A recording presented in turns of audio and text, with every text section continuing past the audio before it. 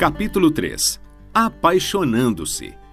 Ela chegou ao meu escritório sem hora marcada e perguntou à secretária se poderia falar comigo durante 5 minutos. Eu conhecia a Janice há muito tempo. Ela tinha 36 anos e não havia se casado. Havia namorado vários rapazes ao longo dos anos, um deles durante 6 anos, outro durante 3 e diversos por breves períodos de tempo. De vez em quando, ela marcava uma consulta comigo para conversar sobre alguma dificuldade específica que estivesse atravessando em algum de seus relacionamentos. Ela era, por natureza, disciplinada, consciente, organizada, reflexiva e cuidadosa. Não fazia parte de seu temperamento aparecer em meu escritório sem hora marcada. Eu pensei, só uma crise terrível faria Janice vir aqui sem marcar hora. Então, disse à minha secretária que a deixasse entrar. Eu realmente esperava vê-la debulhada em lágrimas, contando-me alguma trágica experiência logo ao abrir a porta. No entanto, ela literalmente saltou para dentro da sala gritando animadamente. Perguntei-lhe, como vai, Janice? Ótima! Nunca estive tão bem em toda a minha vida. Vou me casar. É mesmo? Eu disse demonstrando minha surpresa. Com quem? Quando? Com David Gillespie, em setembro. Isso é maravilhoso. Há quanto tempo vocês estão namorando? 3 semanas. Sei que é loucura, Dr. Chapman, depois de ter tido outros namorados e de tantas vezes ter chegado perto do casamento. Eu mesma não consigo acreditar, mas sei que o David é o rapaz certo para mim.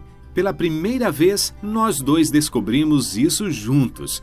É claro que não falamos sobre esse assunto na primeira vez que saímos, mas uma semana depois ele me pediu em casamento.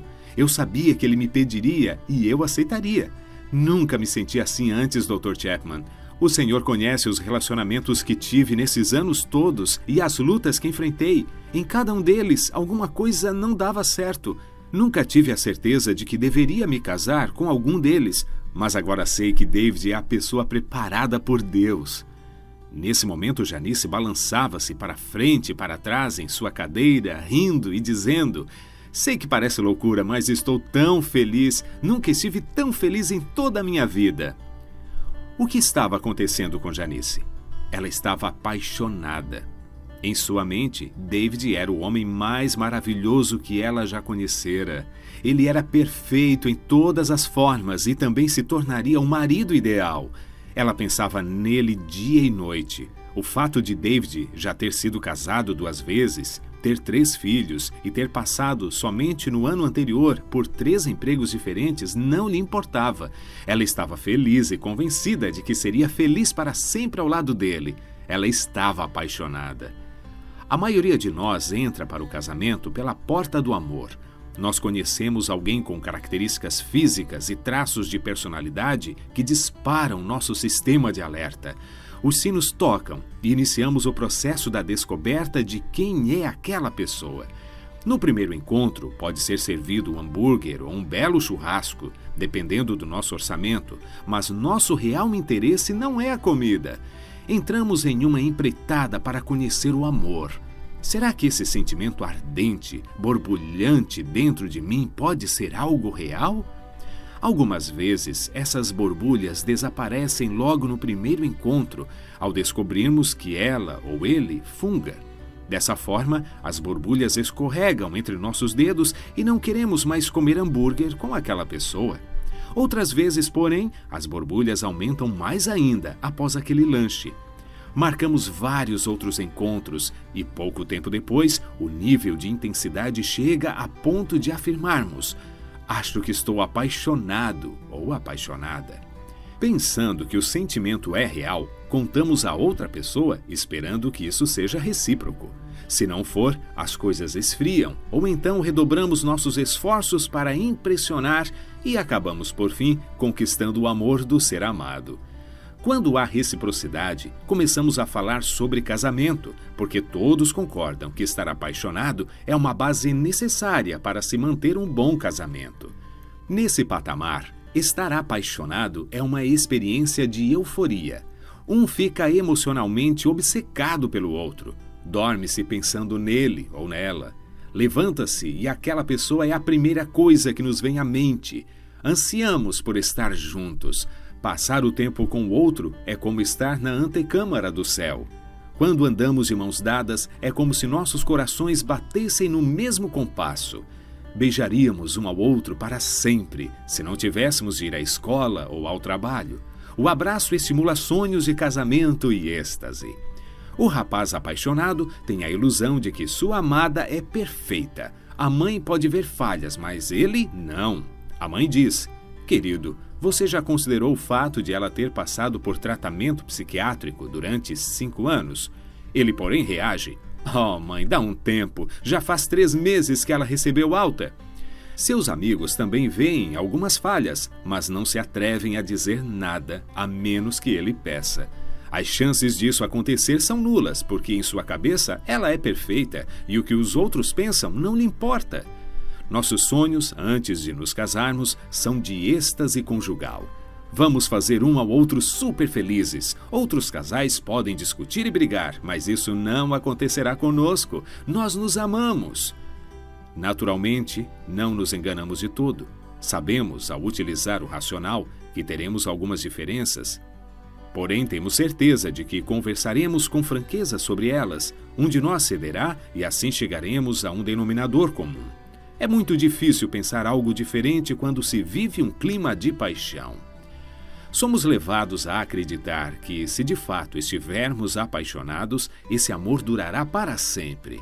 Os maravilhosos sentimentos dos quais partilhamos no momento nos acompanharão até o fim da vida. Nada se colocará entre nós. Estamos enamorados e aprisionados pela beleza e charme da personalidade um do outro. Nosso amor é a melhor coisa que já desfrutamos. Notamos que alguns casais chegaram a perder esse sentimento, mas isso nunca acontecerá conosco. Fazemos, portanto, a seguinte afirmação: é possível que eles nunca tenham sentido um amor verdadeiro como o nosso. Infelizmente, a eternidade da paixão é uma ficção e não um fato. A psicóloga Dorothy Tennov desenvolveu longos estudos sobre esse fenômeno. Após estudar os comportamentos entre os casais, ela concluiu que a obsessão romântica dura, em média, 2 anos. Se a paixão foi um fruto proibido, talvez dure um pouco mais. Todos nós acabamos descendo das nuvens e pisamos em terra firme novamente. Nossos olhos abrem-se e passamos a enxergar as verrugas da outra pessoa. Descobrimos que alguns de seus traços de personalidade são realmente irritantes. Seus padrões de comportamento nos aborrecem. Elas também têm capacidade de magoar e irar-se, usam palavras duras e fazem julgamentos críticos. Esses traços que não percebemos quando estávamos apaixonados tornam-se agora enormes montanhas. Então nos recordamos das palavras ditas por nossa mãe e nos perguntamos: como pude ser tão tolo? Esses traços que não percebemos quando estávamos apaixonados tornam-se agora enormes montanhas. Então nos recordamos das palavras ditas por nossa mãe e nos perguntamos: como pude ser tão tolo? Bem-vindos ao mundo real do casamento, onde sempre haverá fios de cabelo na pia e respingos brancos de creme dental no espelho. Ocorrem discussões por causa do lado em que se deve colocar o papel higiênico, se a folha deve ser puxada por baixo ou por cima. Há um mundo onde os sapatos não andam até o guarda-roupa e as gavetas não fecham sozinhas, onde os casacos não gostam de cabides e os pés de meia somem quando vão para a máquina de lavar. Nesse mundo, um olhar pode machucar, uma palavra pode quebrar. Amantes podem tornar-se inimigos e o casamento um campo de batalha sem trégua. O que aconteceu com a paixão? Que coisa! Foi uma ilusão que nos enganou e levou a assinar o nome na linha pontilhada, na alegria e na tristeza. Não é de admirar que tantos amaldiçoam o casamento e o ex-cônjuge a quem um dia amaram. Além disso, se fomos enganados, temos o direito de ficar bravos. Será que foi realmente amor? Acho que sim. O problema é que houve falta de informação. A principal falha na informação é o falso conceito de que a paixão dura para sempre. Deveríamos saber disso. Uma simples observação é o bastante para concluirmos que, se as pessoas permanecessem obcecadas pela paixão, estaríamos em grandes apuros. As ondas da paixão iriam de encontro aos negócios, à indústria, à igreja, à educação e ao restante da sociedade. Por quê?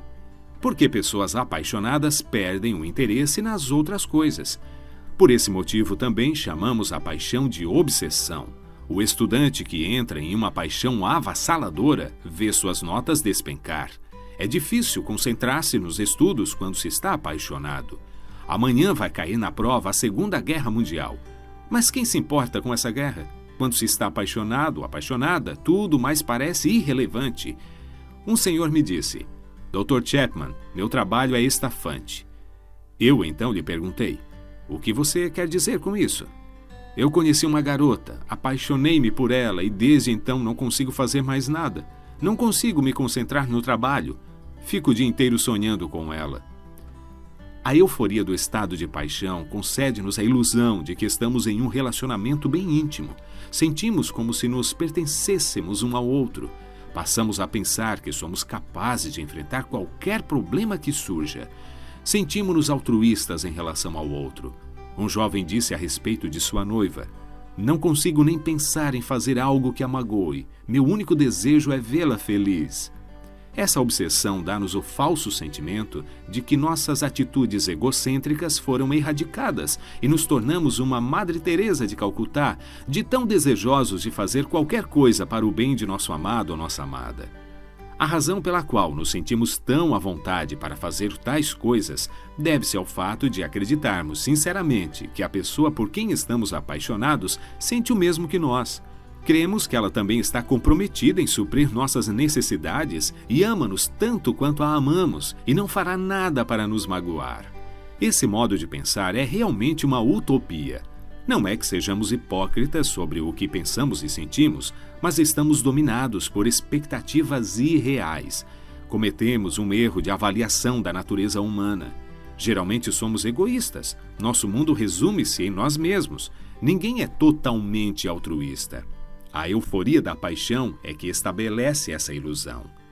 Uma vez que a experiência da paixão tenha seguido seu rumo normal, é bom lembrar que em média a paixão dura por volta de 2 anos, retornamos ao mundo real e começamos a nos impor. Ele expressa seus desejos, mas são diferentes dos dela. Ele deseja sexo, mas ela está muito cansada. Ele quer comprar um carro novo, mas ela diz que essa ideia é um absurdo. Ela quer visitar os pais, mas ele diz que não quer ficar com a família dela. Ele quer jogar futebol, mas ela diz: você gosta mais de futebol do que de mim. Pouco a pouco, a ilusão da intimidade dilui-se e os desejos individuais, as emoções, os pensamentos e os padrões de comportamento assumem seus lugares. Eles se tornam 2 pessoas. Suas mentes não se fundiram em uma só e suas emoções misturaram-se superficialmente no oceano do amor. Agora as ondas da realidade começam a separá-los. Eles saem do domínio da paixão e, nesse ponto, muitos desistem e separam-se, divorciam-se e partem em busca de uma nova paixão, ou então desenvolvem o árduo trabalho de aprender a amar sem a euforia da paixão. Alguns pesquisadores, entre eles o psiquiatra M. Scott Peck e a psicóloga Dorothy Tennov, chegaram à conclusão de que a experiência da paixão não deveria, de forma alguma, ser chamada de amor. O Dr. Peck concluiu que a paixão não é amor verdadeiro, por 3 razões. Primeira, apaixonar-se não é um ato da vontade nem uma escolha consciente. Não importa o quanto desejamos, não conseguimos nos apaixonar por vontade. No entanto, mesmo que não estejamos buscando essa experiência, ela pode simplesmente acontecer em nossa vida. Muitas vezes nos apaixonamos no momento errado e pela pessoa errada. Segunda, apaixonar-se não é amor verdadeiro porque não implica nenhuma participação de nossa parte. Tudo o que fazemos quando estamos apaixonados exige pouca disciplina e esforço. Os longos e dispendiosos telefonemas, as despensas em viagens para ficarmos juntos, os presentes e todo o trabalho envolvido nada representam. Da mesma forma que os pássaros constroem instintivamente os ninhos, a natureza da pessoa apaixonada leva a atos inusitados e pouco naturais para o outro. Terceira, a pessoa apaixonada não está de fato interessada em incentivar o crescimento pessoal daquela por quem nutre sua paixão. Se temos algum propósito em mente ao nos apaixonarmos, é acabar com a nossa solidão e talvez assegurar essa solução com o casamento. A paixão não visa o nosso crescimento pessoal, tampouco o da pessoa amada. Pelo contrário, a sensação é de que chegamos aonde deveríamos e não é necessário crescer mais. Nós nos encontramos no ápice da felicidade e nosso único desejo é continuar lá. E nosso amado, nossa amada, naturalmente, também não precisa mais crescer, pois já é perfeito ou perfeita. Esperamos somente que mantenha essa perfeição. Se a paixão não é amor, então o que é? Segundo o Dr. Peck, é um componente instintivo e geneticamente determinado do comportamento de acasalamento. Em outras palavras, um colapso temporário das reservas do ego que constituem o apaixonar-se. É uma reação estereotipada do ser humano a uma configuração de tendências sexuais internas e estimulações sexuais externas, as quais se designam ao crescimento da probabilidade da união e elo sexual, tendo em vista a perpetuação da espécie. Quer concordemos, quer não, com essa conclusão, aqueles que se apaixonaram e já saíram desse estado concluirão que essa experiência nos lança a uma órbita emocional diferente de tudo que porventura experimentamos. A tendência é o rompimento com a razão, o que nos leva a fazer e dizer coisas que nunca faríamos ou diríamos em momentos de sobriedade. De fato, quando saímos desse estado de paixão, nos perguntamos como fomos capazes de fazer tais coisas. Quando a onda da emoção passa e voltamos ao mundo real, onde as diferenças são notórias, quantos já não se perguntaram: por que me casei? Não combinamos em nada. No entanto, no auge da paixão, pensávamos que combinávamos em tudo, pelo menos em tudo que era importante. Isso significa que, por termos sido fisgados na ilusão da paixão, nos encontramos diante de duas opções. Primeira, estamos destinados a uma vida terrível com nosso cônjuge. Segunda, devemos nos separar e tentar novamente? Nossa geração tem optado pela última, ao passo que a anterior escolheu a primeira. Antes de concluirmos de imediato que fizemos a melhor escolha, devemos examinar os dados. Nos Estados Unidos, hoje, 40% do primeiro casamento, 60% do segundo e 75% do terceiro terminam em divórcio. Pelo que se pode ver, a perspectiva de segundo e terceiro casamentos felizes não é muito atingida. As pesquisas realizadas parecem indicar que existe uma terceira e melhor alternativa: reconhecer o que é a paixão, um pico emocional temporário, e desenvolver o amor verdadeiro com nosso cônjuge. Esse tipo de sentimento é de natureza emocional, mas não obsessivo. É o amor que une razão e emoção, envolve um ato da vontade e requer disciplina, pois reconhece a necessidade de um crescimento pessoal. Nossa necessidade emocional básica não é nos apaixonarmos, mas ser verdadeiramente amado ou amada pelo outro e conhecer o amor que cresce sobre os pilares da razão e da escolha, não do instinto. Precisamos ser amados por alguém que nos escolheu amar, que vê em nós algo digno de ser amado. Esse tipo de amor exige esforço e disciplina. É a escolha que fazemos de usar nossa energia em benefício da outra pessoa, sabendo que, se a vida dela for enriquecida por nosso esforço, nos sentimos satisfeitos, a satisfação de termos realmente amado alguém. Não exige a euforia da experiência da paixão. Para falar a verdade, o amor verdadeiro não começa enquanto a experiência da paixão não tiver seguido seu curso. Amor racional, volitivo, é o tipo de amor para o qual os sábios nos conclamam.